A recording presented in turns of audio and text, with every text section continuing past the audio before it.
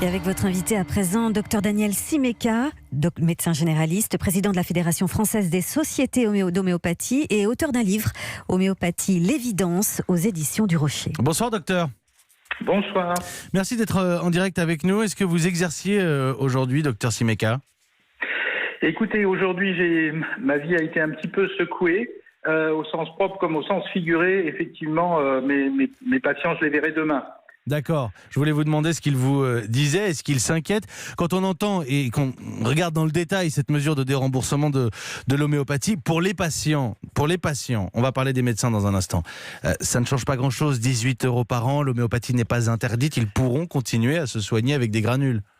Non, c'est pas 18, c'est 300. Chacun a ses chiffres et ses calculs. C'est 300 €. Selon les organisateurs, selon les syndicats. Oui, absolument. C'est une véritable catastrophe. D'abord, en dehors de l'aspect économique, c'est un message envoyé pour dénigrer et pour démonter l'homéopathie. C'est une opération, un jeu de massacre qui est absolument intolérable. Les plus défavorisés ne pourront plus avoir accès aux médicaments homéopathiques parce qu'actuellement il est à 2,35 € le tube, mais vous pensez bien qu'une fois déremboursé par un effet entre la TVA d'une part, l'augmentation forcément des laboratoires qui auront besoin de survivre pour leurs salariés, et d'autre part la liberté du prix une fois que le médicament arrive à la pharmacie, on sera à 5 ou 8 € imperturbablement, et donc il y aura une privation, il y aura encore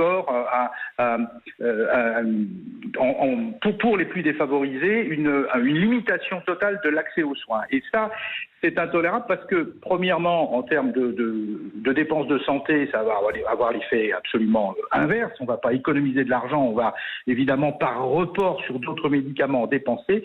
Et puis, je vous rappelle quand même que les mésusages médicamenteux, c'est 10 000 morts par an, 3 fois plus que les accidents de la route. L'homéopathie est une solution peu coûteuse, efficace et totalement sûre pour éviter les mésusages. La ministre de la Santé réagit en privant les Français de cet accès. Sauf qu'elle s'était engagée à suivre l'avis de la Haute Autorité de Santé que vous contestez, je l'entends bien, que ce soit sur les chiffres, sur les dépenses, la question du pouvoir d'achat. Ce qui vous inquiète, c'est aussi la perte de crédibilité des médecins, on l'a bien compris. Des milliers de médecins qui pratiquent l'homéopathie, qui prescrivent. 60% des médecins ont un avis positif sur l'homéopathie. Je voudrais qu'on entende Céline qui nous a appelé au 3921. Vous le savez, vous le devinez, docteur Simeka, énormément d'appels ce soir sur ce sujet. Bonsoir Céline. Bonsoir. Soyez la bienvenue sur Europe 1. Vous aviez un commentaire à faire, en tout cas une remarque pour le docteur Daniel Simeka. Oui, je vous remercie.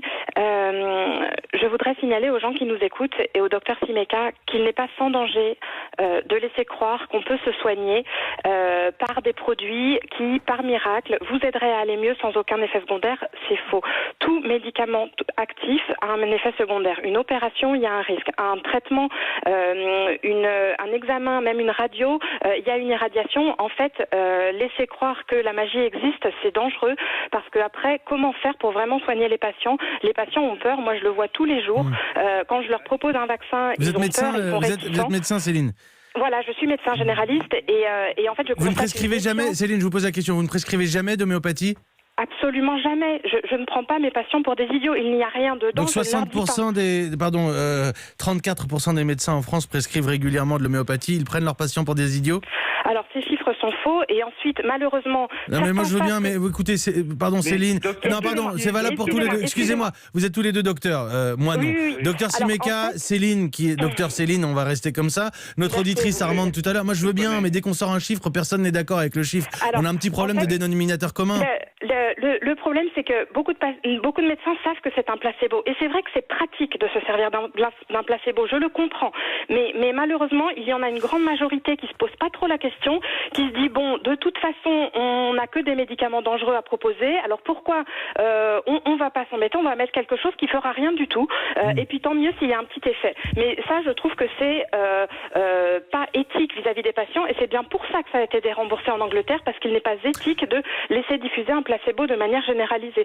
C'est très efficace l'effet placebo, mais en tant que médecin, on doit en être conscient. Parce qu'après, moi j'aimerais savoir, Monsieur Simeka, je voudrais que Daniel Simeka puisse vous répondre, et puis après j'ai une question pour vous deux. Je conteste totalement. On se connaît bien et votre argumentaire n'a pas changé. Vous connaissez ? Violence. ni dans sa violence, ni dans son contenu. Écoutez, c'est pas possible aujourd'hui de dire que le médicament homéopathique est un placebo. Je sais que la Haute Autorité de Santé a fourni, si vous voulez bien, je vais pouvoir m'exprimer. La Haute Autorité de Santé a fourni un avis qui est totalement biaisé, qui était biaisé d'avance, puisque aucun homéopathe, aucun expert ne siège en son sein. Ils n'ont tenu aucun compte de la spécificité du médicament homéopathique. Ils ont utilisé des instruments d'évaluation totalement ringards, archaïques, qui ne tiennent pas compte du fait qu'en homéopathie, on a un médicament par profil de patient et pas un médicament par maladie. Alors vous êtes, vous, dans la croyance, vous qui accusez de croyance, vous êtes dans la croyance, vous êtes dans l'idéologie du placebo, du sucre, etc. On connaît votre argumentaire, mais les Français, 3 Français sur 4 vous disent non, vous dites que vous vous trompez, hein, et vous faites un amalgame. Eh bien, je les appelle. Je les appelle. Tout le monde, on vaccine tous nos patients. Daniel Simeka, je les appelle justement, ces Français, à intervenir au 39-21. Moi, encore une fois, je ne suis pas dans ma position capable de vous dire c'est bien, c'est pas bien, ou j'ai pas envie d'ailleurs de vous dire vous devriez faire ça, ceci ou cela.